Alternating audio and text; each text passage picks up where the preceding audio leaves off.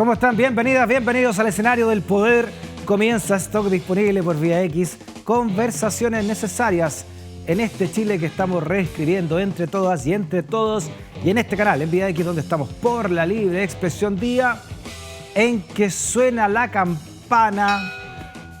Clases de historia para entender el presente y proyectar el futuro del país con el mejor profesor de todos, regalón también de ustedes, por supuesto, ya se ha convertido el profesor Gonzalo Peralta. Profesor Peralta, ¿le gustó mi introducción al...? Fantástica, Merezco una anotación estupenda, positiva, sensacional. Le vamos a poner una estrellita, No, una carita feliz. Me faltó la manzanita, profesor. Mire, no me traiga más manzanitas, yo no quiero más de esa cuestión. Me tenéis chato con las manzanas. Quiero más manzanas, tráete otra cosa. Tráete una cervecita. Claro, una chelita, que manzana acá. ¿Qué crees que yo soy que un caballo? ¿Un conejo? No me gustan las manzanas ya. Me lleno manzanas en la casa, no sé qué hacer con ellas. Oiga, profesor, ya que estamos llegando al fin ya de nuestro ciclo, han sido varios años ya, ¿cuántos? Un par de años ya enseñando, hablando de historia acá con nosotros, ¿no? Empezamos después de la pandemia, ¿no? Antes de la pandemia. Estamos en la edad ya en que todos los años son iguales. A ver. No, tengo la impresión de que empezamos justamente comentando temas que tenían que ver con el proceso constituyente. Pero fue antes de la pandemia. Sí, pues eso empezó antes, o sea, ya del estallido, ¿no? Recuerdo haber venido acá a una conversación sobre el tema del general Baquedano. Y eso ya está, o sea, ya como en estallido, ¿no? Pues, octubre de 2019. Claro, puede haber sido noviembre, quizás tendría que revisar. Ya, pero redondemos 2 años y medio, más o menos 3 años. A ver, es 19, 20, claro, más de años, recórchole. Cuando éramos niños. Y todavía no pasamos de curso. Usted recién empezaba a hacer clases. En aquellos tiempos felices e indocumentados. Lo que pasa es que mucha gente ha escrito, como que usted no tiene redes sociales, por eso, ¿no? No tiene Twitter. Es de esa gente no, pero rara que no tiene Twitter. Voy a sacar, porque ahí estamos pensando levantar una página web con contenidos y cuestiones. Bueno, y ahí Twitter es re importante, así que... Yo no uso Facebook. Aprovecho para pasar el aviso. A ver, ¿cómo le vas a poner a la página? Mira, yo creo que va a ir con mi nombre y tenemos algunas ideas de hablar de historia, pero desde una mirada, digamos, ¿cómo decirlo? Más pública. ¿No? Ese yo creo que es el concepto. Pero póngale @profe Peralta. Que todo el mundo lo conoce como profe Peralta. Ojalá que no te agarre. Te digo que le van a agarrar el arroba. Claro. Y o sea, está comprado el dominio de mi nombre. Gonzalo Peralta. Sí, ahí con todas sus letras. Sí, nada de cosas. Nada, ya. Sí, entonces, así, parejito, derechito. Nadie se me adelanta. Pero no se compran los dominios en Twitter. ¿Lo engañaron, profesor? No en Twitter, en internet, digamos. En el sitio web. Internet. Ya, perfecto. Como esa, claro. Estamos bien. Pues. Sí, así que bueno, ahí estamos. Sí. Hablando de... Justo le estoy llamando al contador, profesor. Esto no estaba preparado. Servicio Impuesto Interno, no. Están cobrando. Oiga, páguele al contador, profesor. Sí, vamos a pagar esta cuestión. Bueno, yo le decía todo esto. Parece que alguien vio esto. Yo le decía, vamos a aprovechar y llamar a este desgraciado. Es tan potente este programa que hasta en las grabaciones lo escuchan, claro, profesor. Se sabe todo. Ya ahí lo silencié. Te callaste. Porque la gente le tiene mucho cariño y no sabe cómo contactarlo en Twitter. Y pide mucho sus clases, profesor. Ya hemos estado tratando de subir de a poco las clases, pero hay gente incluso que las colecciones. Lo que me ha gustado a mí es que colegas suyos le han dicho: nosotros en los cursos pasamos la conversación con el profesor Gonzalo Peralta. Sí. Van a hablar de sí, yo he sabido de eso y me pone muy contento, la verdad, porque bonito. Además que gente le sirva o disfrute de estas conversaciones, que se ha utilizado como como un recurso pedagógico, me parece buenísimo. Sí. Así que muy bien, sí. Estamos haciendo acá televisión pública, profesor. Eso. Como deberían hacer otros canales. Estamos haciendo televisión pública de esta vitrina. Sí, eso me parece muy valioso, muy importante. Sí, más allá de mi interés personal, que lo hay también, pero yo creo que está bien difundir estas cosas de manera pública, abierta, gratuita, ¿no? y que la gente las aproveche. Estamos siguiendo la clase, nos queda esta clase y 2 más nomás, hasta que se acabe Stock Disponible. Vamos a llegar al fin ya de un ciclo también nosotros. Estamos también llegando justo a un final de un proceso de nuestra historia reciente y que tiene que ver, ahora hablábamos recién la semana pasada del gobierno de la democracia cristiana y lo que había significado, pero ya entremos de lleno entonces en lo que fue el triunfo de la Unidad Popular, profesor, y qué significaron esos 3 años de la Unidad Popular. Correcto. Bueno, esta conversación que nos hemos pegado de las etapas relativamente más recientes, porque venimos conversando como desde la independencia, ¿no? Lo que ha sido, yo lo he disfrutado mucho.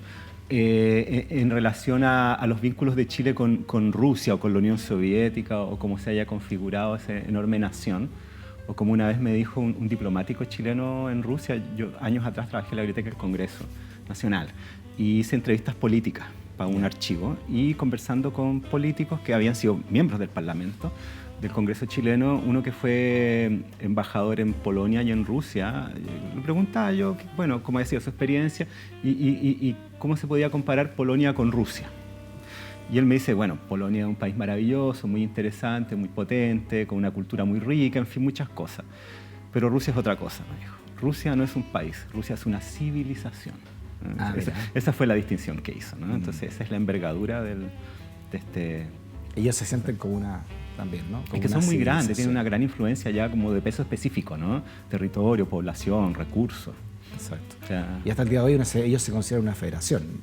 Son claro, una federación, sí, ¿no? sí. En un momento fuera una república de república socialista soviética, ahora una federación. Claro, la URSS era una especie de federación, si se quiere también, porque era una unión de repúblicas que se suponía que eran autónomas, pero bueno, eso está por ahí nomás, ¿no? Se supone. Claro, la autonomía en la URSS, así como que era como la de Ucrania ahora con mientras Rusia. te portís bien, ¿no? Claro, eso era, claro. Pero bueno, Rusia siempre ha sido un país muy importante desde que empezó a instalarse en la historia europea y luego mundial. Y así nos ha llegado a nosotros también. Sí. Comencemos entonces con la portada que estaba mostrando recién, ¿no? Veamos la portada entonces que habla del triunfo de Salvador Allende sobre Alessandri, dice el Mercurio. Tiene que haberle costado escribir esta portada al Mercurio. Bueno, estrecho triunfo del titular. Muy distinto al del Puro Chile fue, ¿no? Claro, le volamos la raja. Claro. Ya, 995.000. Y la foto de Jorge Alessandri más grande que la de Allende, ¿no? Y uno empieza, de veras, te pues, fijas la foto de Alessandri. Tiene toda la razón. A desmenuzar cómo se instala la noticia, ¿cierto? En el dispositivo. Mira, y faltan 300.000 votos, que es mucho menos. Claro, que eso le da una cierta incertidumbre, ¿no? El Mercurio siendo el Mercurio. Y luego las dos primeras mayorías, que son, ¿no? Ahí, claro. Bueno, aquí ya el Mercurio, habíamos hablado que el Mercurio y la democracia cristiana ya recibían fondos de la CIA directamente, ¿no? Para desestabilizar y para apoyarlo en contra de la arremetida ya casi inminente, ¿no? de Salvador Allende como en esta elección, al menos se temía mucho. Sí, claro. Por lo que había pasado con el llamado naranjazo, ¿no? Sí, hubo... claro, bueno, el naranjazo es de la elección de Eduardo Frei. Claro, que ahí la derecha se vuelca a apoyar a Frei porque teme que salga Allende. Por eso digo que ahí había quedado más o menos manifiesto que los Allende eran la posibilidad. Sí, por desde supuesto. El 64 en adelante. Incluso en el 58 estuvo cerca de ganarle a Jorge Alessandri. Claro. Luego el 64 con Frei, entonces era, por así decirlo, la vencida, ¿no? La tercera que era la vencida.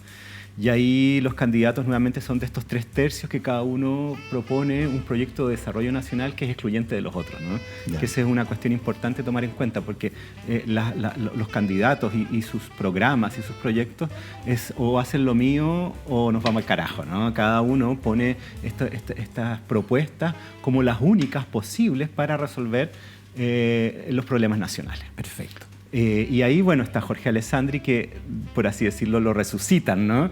No había podido postular al 64 porque la Constitución impedía que hubiera dos gobiernos seguidos, como la que hay ahora. Y lo van a buscar otra vez. Lo van a buscar otra vez. Jorge Alessandri ya está mucho mayor. Y Jorge Alessandri acepta ir a la pelea una vez más. Ya. Y bueno, y por otro lado, la democracia cristiana que pone a Tomic. A Radomiro Tomic, que era un político del ala izquierda o chascona de la democracia cristiana, y Salvador Allende por cuarta oportunidad se postula por la ahora flamante Unidad Popular, que era un conglomerado que se acababa de fundar el año 69, reemplazando al FRAP, ¿no? Que era uno que venía ya de años atrás. Y bueno, la elección es muy dramática, muy tensa, por esto que te decía de estas tres opciones, ¿no? Y por otro lado aparece la opción de la democracia cristiana con este camino entre medio, ¿no? Este camino, esta tercera vía, por decirlo de algún modo, de revolución en libertad, pero ahora con una tendencia más de izquierda de la mano de Tomic. De hecho, si uno revisaba los programas de la Unidad Popular y la de Tomic, no eran tan distintos. Aquí tenemos a Tomic De hecho, atrás hay un... ¿Dónde está? Eso tiene la cara de ser el Caupolicán. Porque dice ley de la nacionalización, gobierno de Salvador Allende atrás, 1971.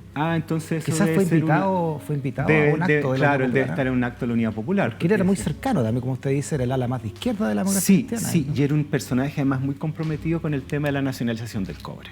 Claro. Era una persona muy cercana al mundo de la minería. Por eso ahora hay una minera que lleva su nombre, ¿no? Sí, un yacimiento. Sí, y además... él impulsa a finales del gobierno de Frei, junto con Alejandro Ales, que fue ministro de Minería, Eduardo Frei Montalva, un paso más allá después de lo que se denominó la chilenización del cobre, que fue como la compra de ciertas mayorías accionarias de las compañías de cobre. Lo que viene ahora es lo que se llama nacionalización pactada, ¿no? Que es un paso más allá en la recuperación de la gran minería del cobre. Perfecto. Que está en manos de empresas norteamericanas para el Estado chileno. Entonces, perfecto, en ese sentido, Tomic iba en esa dirección. Sin embargo, el gobierno de la democracia cristiana había tenido una baja importante en el apoyo de la ciudadanía después de la enorme elección que tuvieron en el 64. Sí, claro. Y aparecía que se había quedado corto, por así decirlo. Hubo una matanza importante de ahí en ese gobierno también, ¿no? Claro, Montt, sí. Fue polémico en ese sentido también, ¿no? La de Puerto Montt, Pampa Irigoyen. Con Pérez Sujovic como ministro del Interior. Con Edmundo Pérez Sujovic como ministro del Interior. Papá de los Pérez Lloma. Padre Pérez Lloma, y que posteriormente sería asesinado el año, no recuerdo, el 71, si no me equivoco, por un comando de un grupo de extrema izquierda que se llamaba VOP, la Vanguardia Organizada del Pueblo. Nunca se llegó a realmente si era de extrema izquierda o eran infiltrados. Bueno, VOP era un grupo muy extraño porque ellos venían, había un par de hermanos, no recuerdo ahora su apellido, que son un poco los organizadores de VOP, y ellos venían de la izquierda, venían del PC, y eran muy críticos de la izquierda de la época porque la consideran amarilla, por así decirlo, ¿no? Timorata. El Partido Comunista les parecía un montón de burócratas, ¿no? El MIR lo encontraban blandengue, ¿no? Decían que era un grupo de burgueses jugando a la revolución. Claro, pijes. Claro, pijecillos de Concepción, ¿no? Y ellos lo que planteaban, que es una propuesta bien audaz, ¿no? Es que quienes verdaderamente combatían contra el poder, ¿no? Contra el Estado, contra el capital, no eran estas agrupaciones políticas, sino que era el AMPA, el mundo del delito, ¿no? Entonces hacen una alianza revolucionaria con delincuentes. Es una situación, una propuesta muy radical. Muy radical, sí. Esto es el atentado entonces al exministro Pérez Sujovic. Él había renunciado ya por toda esta matanza de Puerto Montt. Sí. Por la matanza de Puerto Montt, y este fue el atentado entonces en su contra. Claro, esto ya es bajo el gobierno de Allende y le crea muchos problemas a Allende porque este grupo VOP había empezado a operar en la época de Frei Montalva y había sido reprimido por eso. Y cuando viene el gobierno de Allende, él declara una especie de amnistía, ¿no? Y se acaba este tipo de acciones en contra de grupos radicales de donde fueran. Y VOP se lanza, digamos, este número. Entonces, claramente, esto perjudica mucho al gobierno de Allende, porque le dicen, bueno, ¿y qué van a hacer ustedes ahora con esto, no? Exacto. ¿Cómo controlan la violencia política, en particular de la izquierda, con un crimen tan grave? Y bueno, y Allende se larga a perseguir a los VOP. Y también hicieron atentado en la Escuela de Investigaciones.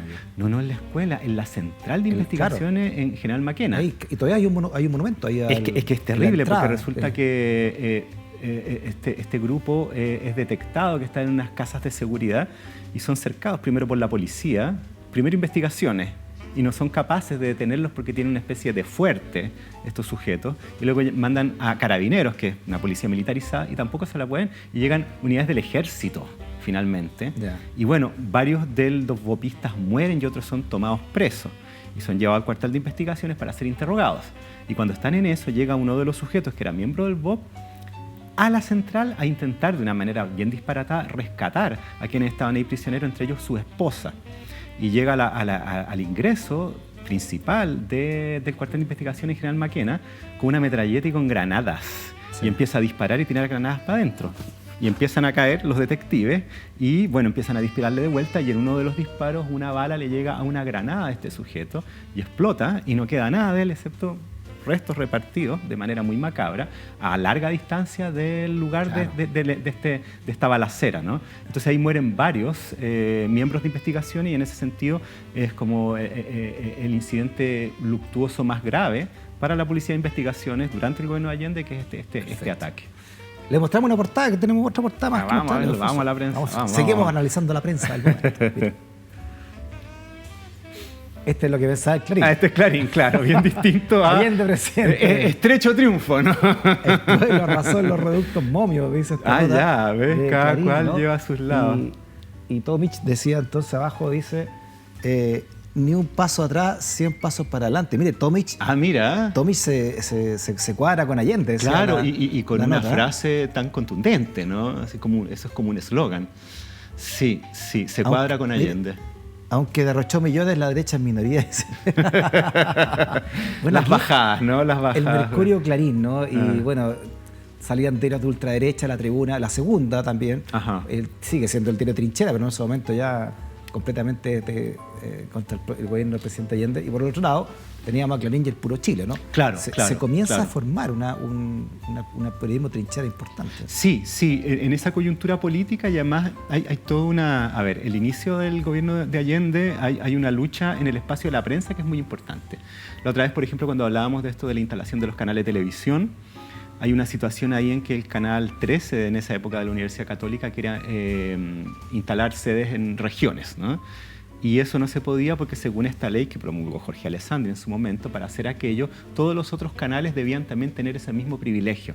No podía uno arrancarse con los tarros. Y esto aparece de parte de la derecha como un ataque a la libertad de expresión, ¿no? Claro. Y así hay un tema muy complejo con el Mercurio, que en esa época está en una grave crisis económica, y un intento del gobierno de Allende por comprar el Mercurio. Hay una pelea muy dura por el tema del papel, que entonces era tan importante y ahora que es bastante irrelevante por el tema de las plataformas electrónicas y de la propiedad de la papelera o la compañía manufacturera de papeles y cartones. Entonces, la primera etapa de la lucha política durante el gobierno de la Unidad Popular es la prensa. Ahí se agarra. Ahí se entendió. Claro, y ahí surgen estos diarios de trinchera que son bien peculiares porque hacen un periodismo, unos de izquierda y otros de derecha, pero cruzados por el humor y por cierta insolencia, ¿no?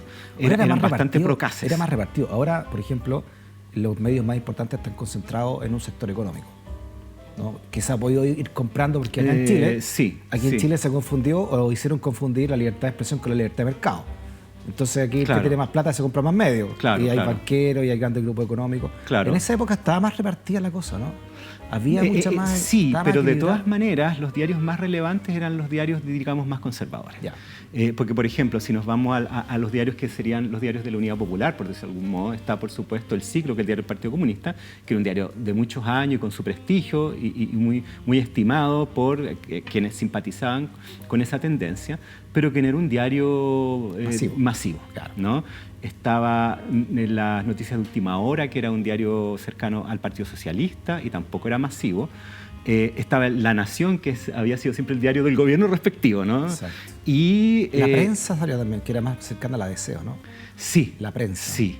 Y surgen estos diarios de trinchera desde la izquierda, el Clarín y Puro Chile, que son súper exitosos. Y tienen gran nivel de venta porque son muy populares, porque son diarios irreverentes y divertidos. Eran divertidos, entonces se vendían en grandes cantidades. Y eso empieza a armar una cuña en la lucha, digamos, por los medios de prensa de quién tiene más lectoría. A diferencia de los tradicionales como El Siglo, si tú quieres La Nación, que seguían con una venta más o menos baja de aquellos que estaban comprometidos de siempre con esos medios, ¿no? Entonces, ahí hay un giro súper interesante a una prensa popular, irreverente, que desbordaba, diría yo, los límites de los partidos de izquierda y de la prensa izquierda tradicional. Y por su lado, la derecha, bueno, responde con estos otros diarios también irreverentes e inclinados a la fake news, ¿no? Para intentar contrapesar esas arremetidas de la izquierda de estos diarios populares. Perfecto. Y bueno, obviamente todo aquello se acaba con el golpe de Estado, pero yo creo que por ahí recién lo que podríamos llamar diarios de izquierda estaban haciéndole la pelea a los diarios de la derecha, a los medios de la derecha. Por ejemplo, esta portada, el Puro Chile, ¿no? Y aquí, fíjese el lenguaje de los Puro Chile, las minorías sexuales eran atacadas de izquierda a derecha acá. Ah, por supuesto. Los maracos, decía, están de los más felices. Viña, Festival de las Trenzas Sueltas. Ya. Aquí había una homofobia y había un conservadurismo. Ahí está el Pepe Gallinato y sus niñas. Parece que Pepe Gallinato, no sé, hizo un show que se podía interpretar como gay y bueno, y atacaron, claro. Sí, absolutamente. El sentido conservador, la homofobia era muy transversal, no era de derecha o de izquierda. O sea, lo que se denominaba el machismo-leninismo. El machismo-leninismo.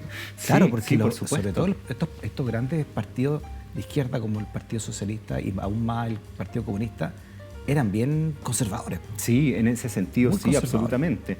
Claro, sí. Yo creo que eso se nota mucho, se va a notar con posterioridad con la aparición de la figura de Pedro Lemebel, ¿no? Que era un militante comunista, muy comprometido con las luchas políticas y sociales y muy comprometido también con la lucha del movimiento homosexual, ¿no? Y muy provocativo y también muy brillante, sobre todo en su pluma. Y él tiene un manifiesto, que es un poema, que es como una especie de arte poética, que es cuando un poeta declara quién es él y cuál es su proyecto poético, ¿no? Es como su editorial, por así decirlo, o su declaración de principio. Y hay un poema que es muy conmovedor de Lemebel, donde se refiere a sus camaradas de izquierda. Y dice, bueno, ¿no? Yo soy aquel que han maltratado, ¿no? Entonces, sí, sin duda. Profesor, hay mucho que hablar de la Unión Popular, digamos, pero si tuviéramos que hacer un resumen de qué significó, ¿no? Y en esta relación con la Unión Soviética, ¿qué significó, por ejemplo, el viaje que hizo Salvador Allende a la Unión Soviética? Ajá. Y en también escenario de la Guerra Fría? Correcto. Bueno, el gobierno de la Unidad Popular tiene un serio problema económico. El año 71 anda bien, el 72 empieza a crujir. Y esa crujidera tiene motivos tanto internos como externos. Y de los externos está, por supuesto, una especie de bloqueo que instala Estados Unidos en contra de Chile, ¿no?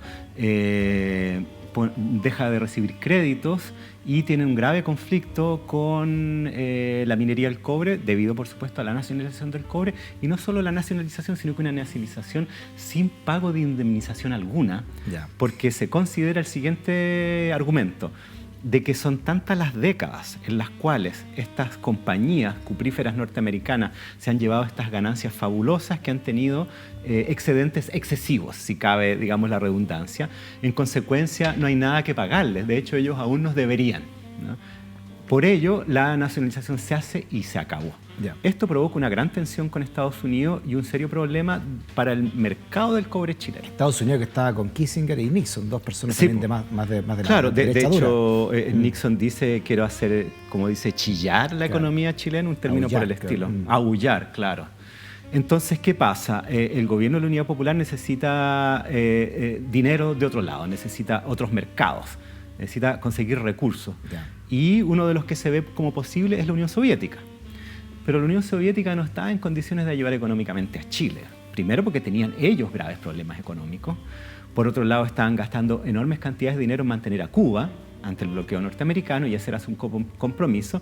Y por otro lado, en vista de esos mismos problemas económicos, entre otras cosas, los años 70 es una etapa de acercamiento entre la Unión Soviética y Estados Unidos, una etapa de apaciguamiento, un detente que se denomina, en el cual se llega a un concepto que se denomina la coexistencia pacífica. ¿Y qué quiere decir esto? Estamos cada cual con nuestro sistema político-económico y con sus zonas de influencia. Y entre medio hay unas, podrían denominar zonas grises, donde aún existe cierta competencia entre nosotros, pero en nuestros propios patios no nos vamos a joder. ¿Ya?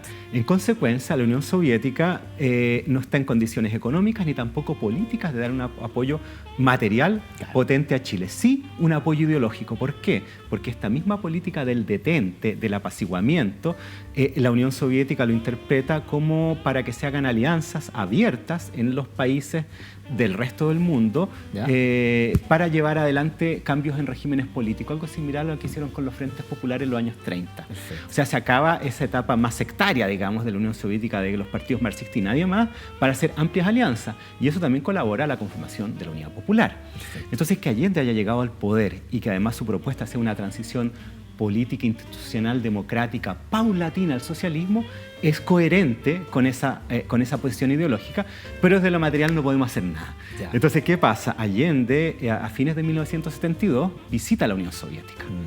Y lo reciben de manera maravillosa. Él es un héroe internacional. Las imágenes son increíbles. Ahí está. Fuera A de ver. y recibido por... ahí está, ese es Khrushchev, ¿no?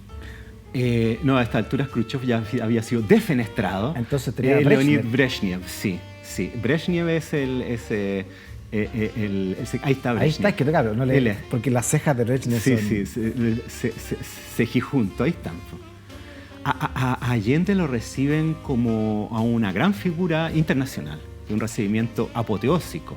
Las más importantes personas de la Unión Soviética y los lugares simbólicos más relevantes, ahí está Allende, ¿no? Su viaje es realmente una gira triunfal. Entonces, ¿qué es lo que pasa ahí? La Unión Soviética está, mediante estos gestos, diciendo nosotros apoyamos ideológicamente el proyecto del doctor Allende. Y Allende le dice, bueno, y los rublos, ¿no? Y ahí le dicen, nosotros apoyamos ideológicamente el proyecto. Tienen todo nuestro apoyo moral. Todo nuestro apoyo moral, político, todo lo demás, porque iba en la línea de lo que ellos estaban propugnando. Pero no te podemos dar ni uno, Salvador, ¿no? Y entonces la gira al final le resulta muy negativa a Allende, porque por un lado no recibe apoyo material. Durante el periodo había recibido ciertos apoyos, pero más o menos tímidos, no muy relevantes. Y por otro lado, en Chile se le critica de manera muy dura, sobre todo por supuesto desde la derecha o de los sectores que ya a esa altura están en contra de la Unidad Popular, la democracia cristiana, de este viaje a la Unión Soviética, en el tenor de que Chile se está vendiendo a la URSS, se está pasando al campo, digamos, comunista socialista. Y sumado también la visita de Fidel Castro, que haya durado un claro. año y medio. Y que Rusia o que la Unión Soviética se va a apoderar del cobre chileno. Cuando la Unión Soviética le dice no te podemos comprar ni un lingote. Entonces no recibe apoyo material y más encima llega acá con un problema político proporciones, que es la clásica bandera del anticomunismo, ¿no? Dicen, bueno, este se está vendiendo a la Unión Soviética, así que esto no puede seguir así. Claro, otra cosa es venderse a los estadounidenses, ahí sí. No, ahí no hay ningún problema porque, bueno, es como los que no hemos vendido siempre. Claro, es una venta ya más conocida. Es la libertad, ¿no? Claro. Ya. Entonces la gira es bien negativa para Allende porque no consigue recursos y acá llega a un hervidero político donde le critican su viaje. ¿Cómo surgía la figura de Pinochet? ¿Verdad que fue también a Rusia o en este momento Pinochet ya era un alto general ya, ¿no? Había estado él era general, golpe. por ejemplo, Pinochet fue el comandante de la guarnición militar de Santiago para la ceremonia de investidura de Allende. Y le hace la guardia de honor después del Te Deum, ¿no? Se le cuadra. O sea, está desde un comienzo. Y Pinochet era considerado como ya le hemos conversado, un general como un tanto opaco, sin ambiciones políticas, sin un pensamiento propio. En ese sentido se puede decir que era un tipo confiable porque no era ambicioso. Mira la lectura. Sí. Y además defendió al gobierno de Allende cuando vio se quiso tomar el poder, ¿no? Sí, claro, en el tanquetazo. En el tanquetazo, sí, entonces, sí. Como que Allende le tenía mucha confianza por todo. Claro, ahora fue una defensa un poquito macuca al estilo de Pinochet, porque cuando viene el tanquetazo, quien realmente apechuga es el general Prats. Y de una manera increíble, porque tú sabes que el general Prats, llegan estos tanques y se instalan en el sector de la Moneda, en fin, del centro cívico, y varios en la Plaza de la Constitución. Bueno, una situación gravísima. Y lo primero que se logra es impedir que esto se propague en el resto del ejército y, por supuesto, de la otra rama de las Fuerzas Armadas. Entonces queda solo este sujeto con esta azonada y parte Prats personalmente con un sargento que lo acompaña y se va metralleta en mano, tanque por tanque, reduciendo las tripulaciones de los tanques. De esa manera. Incluso hay un sujeto, un tripulante, un tanque que en un momento se opone y casi corre bala. Entonces, esa actitud de Prats es de gran coraje. O sea, anda a subirte unos tanques con unos tipos sublevados, tú solito con un sargento. Y aquí estamos hablando del año 73 ya. Esto me parece que es junio del 73. Claro. Y claro, muchos interpretan este tanquetazo como una especie de ensayo del golpe de Estado. A ver cómo lo hacemos, a ver si resulta o no resulta, qué es lo que hay que hacer, qué es lo que hay que modificar. Y bueno, dentro de toda esta sonada aparece Pinochet, ya luego de que Prats ha logrado sofocar la sonada con cascos de guerra, ¿no? Diciendo a ver qué pasó acá. y apareciendo como leal al gobierno. El tanquetazo y también gente de Patria y Libertad, ¿no? Sí, también fueron... sí. Claro, aquí están pasando por el centro de Santiago. Ahí está el Chafí. Sí. Y esto no prospera, no fue completamente apagado. Es sofocado, ¿cierto? Esta intentona. Y en ese sentido, bueno, es un triunfo para la Unidad Popular, pero un triunfo que es el anuncio de tormentas, ¿no? Porque se ve que la situación está muy grave. Poco tiempo después, el general Prats va a renunciar a la comandancia en jefe del Ejército, presionado por gente que dice que ha traicionado, ¿no?, al ejército por estar apoyando este gobierno marxista, ¿no? Y se empieza a provocar una fisura al interior del ejército entre aquellos que apoyan al gobierno y aquellos que no están de acuerdo con que Prats sea parte del gabinete, porque fue Allende, tras la crisis del paro de los camioneros, que llama a Prats y a otros militares, pensemos en el general Bachelet también, a su gabinete para integrarlos al gobierno y de esa manera dar respaldo y estabilidad al gobierno. Nada menos que ministro del Interior. Sí, fue el general Prats. Y ahí claro, Prats le sugiere a Pinochet como comandante que se ocupe su como puesto. Sucesor, justamente porque suponían que era un sujeto, esto es muy divertido, mira, sin ambiciones. Oye, o sea, Pinochet, ahí está Prats con Allende. Pinochet era un tipo muy oscuro, ¿no? O sea, bueno, siempre se ha dicho que Pinochet tenía una característica personal que lo acompañó toda su vida, que era un sujeto muy discreto, en el cuanto que jamás se sabía qué diablo estaba pensando. Se hacía el Larry, por decirlo de algún modo coloquial, así como ¿no? En la sombra, era un gallo solapado. Sí, él siempre se mantuvo en un segundo perfil y por eso fue que llegó a la comandancia en jefe, ¿no? Y luego él, por supuesto, creó un mito inventado de que él desde el comienzo había sido como una especie de, ¿cómo decirlo?, como un enviado, ¿no?, de la Divina Providencia para salvar a la patria del cáncer marxista. Pero todo indica que no fue así, que se debió justamente a este nombramiento y el golpe no lo planeó él, lo planearon otros sujetos, los marinos, sobre todo desde la Marina, y tras su nombramiento lo sondean, ¿no?, a ver si se sumó o no, y Pinochet duda hasta que finalmente se suma al golpe. Entonces, en ese sentido, es un aparecido en el golpe, ¿no? Es un se tipo sumó al golpe cuando vio que era inevitable, ¿no? Claro, que ya estaba... a ver qué había en la cabeza de Pinochet. Él inventó una épica familiar un tanto ridícula de que Lucía le va a mostrar, no sé si los hijos o los nietos durmiendo, y le dice: Augusto, tienes que salvarlos, ¿no? Y él, conmovido por esta imagen, decide hacer el golpe. Todo eso, por supuesto, es una invención ex post, ¿no? Él llega al golpe un poco de casualidad por ser un militar oscuro. Profesor, suena la campana. Un campanazo. Con eso tiene. Con uno ya chachao. 10 lucas el campanazo. Están allá arriba. Está ahorrando, ya voy como en 60, 80 lucas ya, 90, 100 ya. El de la semana pasada más, le ponía más color. Sí, era la semana pasada. ¿Es el mismo inspector o es otro?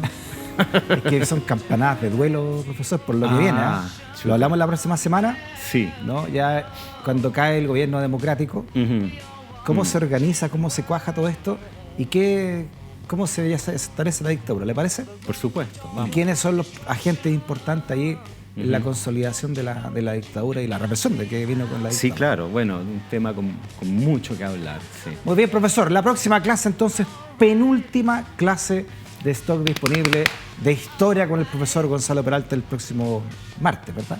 Próximo martes. Muy bien. Muy bien. Profesor. Bueno, Freddy. Abrazo en nombre del equipo. Nos vemos. Chao. Chao, chao.